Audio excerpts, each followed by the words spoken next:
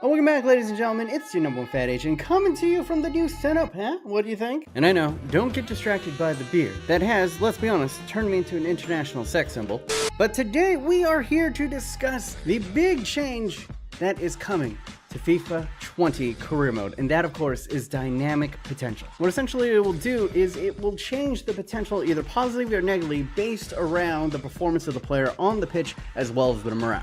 And it will also stave off stat deterioration in older players, but also if they play negatively, it could also accelerate their stat decretion. Now this sounds amazing, and EA said that this will only affect your team, so you're not going to see any crazy 92 overall Alex Iwobi's running around in your save. But what if dynamic potential did go crazy? What would that look like? And that essentially is what I'm going to be doing today. What if EA get the coding wrong and dynamic potential just goes absolutely haywire in career mode? And with the power of the mod god himself, the Fifer, we have created a FIFA mod in which everyone's potential is just gonna go all over the place. Yes, we have dynamic potential and we have brought it to FIFA 19. Except, it's going to affect everyone. It's not only going to affect your team. And that is not all. We have taken the dynamic potential and we have ramped it all the way up.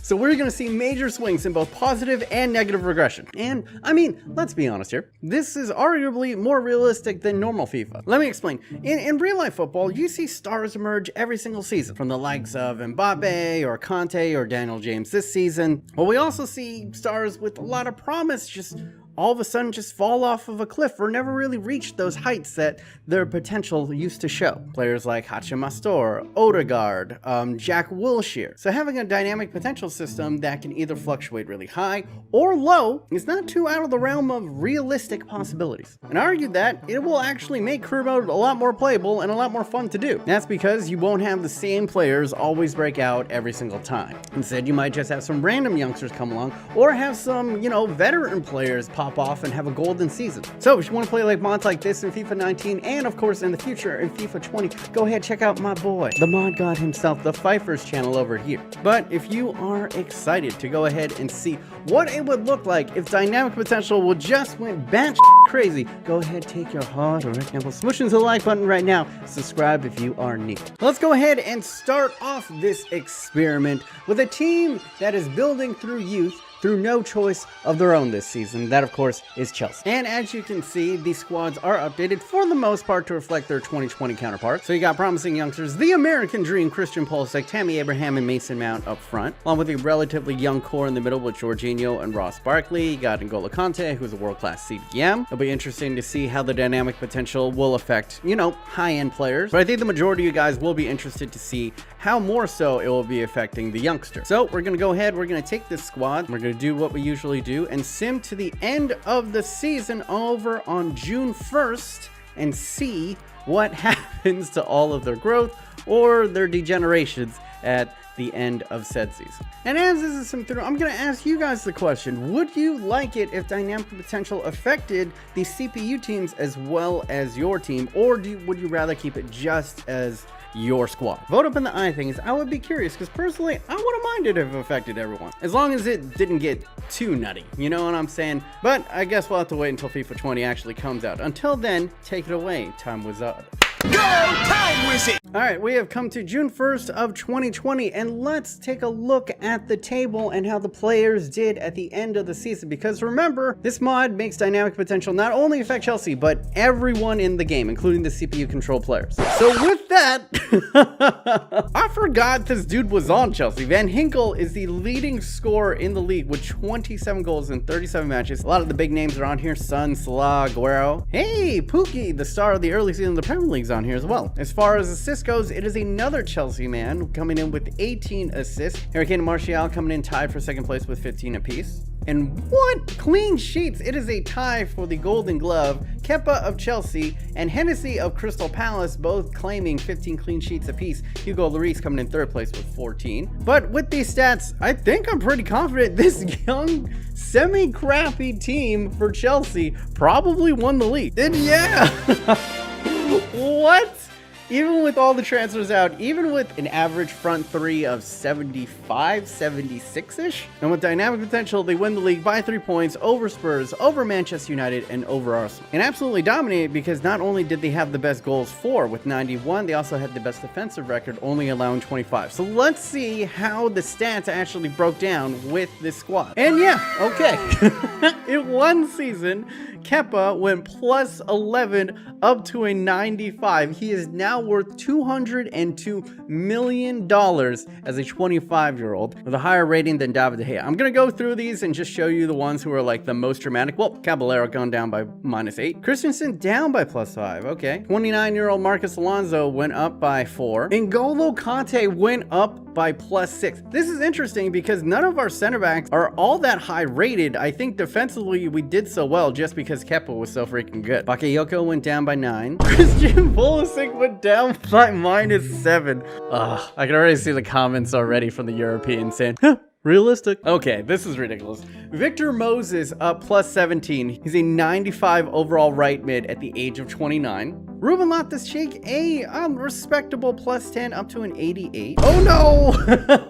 We have our first major casualty. Kovacic down by 28. He's at a 54 overall. Okay, so obviously this is a little bit too dramatic. I don't think everyone's ever dropped down to a 54 rating in one season. Maybe Wayne Rooney. And this kind of makes sense. Van Hinkel, if you remember, was the top scorer in the Premier League in this save, and he went up by +10. Although, interestingly, he did not grow in any of his technical abilities, only a finishing of 76, but everything else, massive growth in the physicals as well as mental. Ross Barkley up by +10. Mason Mount, the chosen one. Absolutely dreadful nightmare season for him. He's down by 20 points all the way to 54. Yeah, talk shit about Pulisic now, boys. And what? I don't even know who this guy is.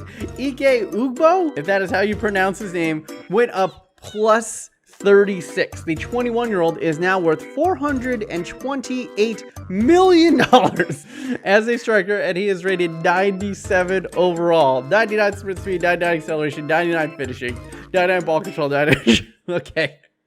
We might have turned this mod a little bit too hot. And apparently he carried the load because Tammy Abraham went down by -2. He's only at a 73 now. And Michy Batshuayi went up by +13 up to a 93. Okay. Oh no! Oh man! Like, a lot of the guys that I predicted would actually go up have fallen dramatically. Hudson Odoi went down by -20 down to a 51. And that is the last one. So with this hodgepodge squad, as you can see, people just come out of nowhere, while people that you expect to be gods like rapidly fall. It truly is a chaotic gamble. So this was Chelsea's best squad that they could field at the end of the season. 97 rated Ugbo. Up top, you got 89 rated Ross Barkley on the left side. You have a million-year-old Victor Moses coming in, 95 overall on the right. A midfield of an 88 rated Ruben Loftus-Cheek, 95 rated Team of the Year N'Golo Kante. Van Hinkel, who led the league in scoring, 87 rated Alonso, a center back pairing of an 81 rated Zuma and an 82 rated Rudiger, Spilicueta staying at 86, and Kepa coming in at 95 overall, with a bench of relatively good players. So that's how crazy dynamic potential could affect a team that is building with youth, but let's see a team that is a little bit more established with Manchester City. And with that, let's skip to the end of the season.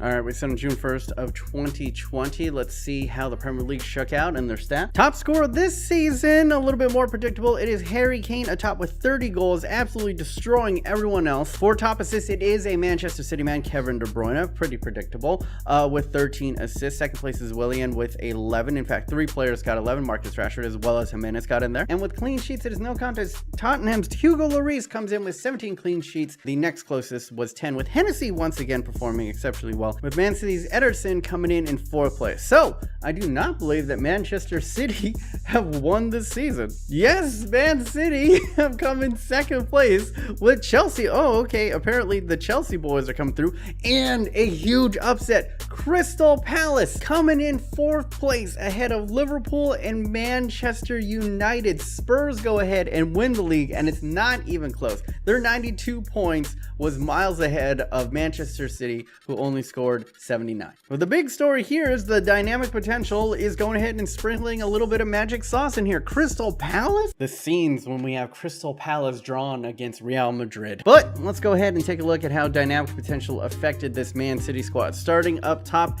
Ederson had a -10, a reverse of what happened to Chelsea, all the way down to a 76, and that probably affected us. Well, he did better than Claudio Bravo, who went down by -65 and is now at a 13 overall. Oh, old man Otamendi went up by +3. He's up to an 87. This Yangel Herrera guy went up by +16 to an 84. Rodri went down by -10. All right. Lincoln Dogan went up by +6 up to a 90. Bernardo Silva down by -11. And another golden boy bites the dust. Phil Foden down to -15. Riyad Mahrez, the first old guy to kind of take a knock, -7. Sergio Aguero down -11. Wow. The dynamic potential was not very kind to this Man City squad. Not really enhancing their top name players. In fact, the majority of their top players just stayed flat. There wasn't anyone like that Chelsea squad that automatically pooped up to like a 97 or a 93 overall. So this is the strongest squad that Man City could field at the end of the season. You have Raheem Sterling staying the same at 87. Gabriel Jesus replacing a downgraded Sergio Aguero, who went down to a 78, but he went up by a couple to +87. Leroy Sané out on the left side, staying at 86. Midfield that stayed mostly the same. David Silva and Kevin De Bruyne stayed the same, with Ilyan Gundogan coming up by, I think, around +6 to reach a 90. Very strong midfield. Kyle Walker went up by a few, up to an 87. Otamendi went up by a few, up to an 87. Laporte went up by a few to 86. And this Angelino guy came out of nowhere to get up to an 83, being their highest rated left back, but they never really had a good left back anyway. And the biggest knock that probably cost them the season was Ederson dropping by 10 points, and the keepers behind him were 54 rated Grimshaw and a 13 overall Claudio Bravo. So the dice of fate was not very kind to Manchester City, and I'm gonna say it has not been very kind to young English talent. And speaking of which, let's go ahead and take a look at the highest potential youngster of the UK, and that of course is Borussia Dortmund and Jadon Sancho. And speaking of which, let's go ahead and take a look at the highest potential UK youngster in Jadon Sancho, and let's go outside of the Premier League and see how it would affect Germany by checking out Borussia Dortmund. Skip to the end of the season, shall we? All right, end of the year. Let's see how the Bundesliga stats played out. And okay, Borussia Dortmund doing all right. Axel Witsel going ahead. And what is it up with midfielders that are on your team that do so well in these saves? And you can see no Jadon Sancho. Actually, 3 Borussia Dortmund players make it into the top 15 for scoring. None of them are named Sancho. And wow, Borussia Dortmund, I think, breezed this league. 3 Dortmund players up top. Julian Brandt, Schultz, and Thorgan Hazard coming in 1, 2, 3 in the assists, but it is a Bayern Munchen player, Manuel Neuer, coming atop of the clean sheets list with 15, although you can see that there are 2 Borussia Dortmund players on here, and that is Hitz coming in with 8 clean sheets, and this guy, who I have no idea how to pronounce his name, Oschlaget. It's my best guess. Let me know in the comments how close it was. I think I was pretty close. But if you combine the 2 Borussia Dortmund players together, you have a combined 15 clean sheets. That ties for Manuel Neuer. I think easily Borussia Dortmund have breezed this league. Wow, and it's not even close. Borussia Dortmund monsters the Bundesliga. And even more chaos here. Hoffenheim was always going to be strong, but the big story here, Bayern Munich not even in the top 4, and right below them in 6th place is Union Berlin. Union Berlin gonna be playing in Europa next season. Bundesliga fans, how do you feel about Union Berlin finishing up above RB Leipzig in this table? You know you love it. But will the curse of the dynamic potential strike the young Englishman again, because we did not see him on any of the lists? So let's go ahead and start off. Roman Berkey -18 in the goalkeeper position, but we saw that it wasn't him that actually made it onto the list, which means this guy, Marlon Hitz, 32 years of age, went up by +11. He got all the way up to a 90 overall. And then this man, Eric Oschlager, went up by +30. The 24-year-old is now up to a 95. He pulled the Kepa. Piszczek down by 11. Akanji, respectable +2. Zegedal, respectable +3. Matt Hummels down a -7 to an 81. But at 31, this could happen in a normal career mode, let's be honest. Schmelzer down -15. Oh, that's a big one. Schultz at the left wingback position went up by +5 to an 86. Axel Witsel was the top goal scorer in the Bundesliga. Did not change a single stat. All right. What? Delaney was also in the top 15 in scoring as well, and he went down by -9. Oh no! look away. Look away, English fans. The golden boy of all of Great Britain has fallen. 20-year-old Jadon Sancho has gone down by -29. His value now is $180,000. But, god damn it, he is resilient because his morale very happy. And you know what? He's justified in it because the way that this dynamic potential works, he could bounce back next season. It's that crazy. But he's gonna have to work on his conditioning because he now has 1 stamina. Who went down -72 in stamina. What happened? Did he lose his feet? And most of the other guys kind of stayed the same. Dahoud went up by +3. That's fine. Julian Brandt stayed the same. Oh no! I totally forgot. Marco Royce didn't make it onto any of these lists. And he went down by -34. He's only worth 300k now, but he's content about it. How did this team win the Bundesliga so easily? This is the best squad that they could field at the end of the season. Paco Alcacer up top, Mario Götze at the cam position, Thorgan Hazard on the right wing, Julian Brandt over on the left wing, Axel Witsel and Mahmoud that dude. 70 rated Piszczek at right back, Akanji at 84, Matt Hummels who went down by -7, 81 overall at the other center back position, and then Schultz up to an 86, not bad. And I guess it was Schlagel, who carried them at 95 overall at keeper. So yeah, this is a nightmare scenario look into what FIFA 20 could be if the coding goes wrong and dynamic potential just goes absolutely haywire. Hopefully, I'm like 99.9% sure that they are going to get it right and that it is going to add huge amounts of replayability to FIFA career mode. In fact, I'm genuinely intrigued by what career mode and its new features has to offer in FIFA 20. But anyway, that is going to conclude this outrageous experiment. But if you'd like more wacky FIFA content, go ahead and click over here, Dings Boost, where I attempt to score with a ball that is bigger than the goal. Or if you want more FIFA career mode hijinks, go ahead and click over here, Dings Boost. This is my China Ruins Everything career mode. It's a good one. It is a goodie. But yeah, that is it from me, BMOnus. Hopefully you guys are having a wonderful day. Remember to stay yourself. Stay humble. Until next time, boys. Stay thick.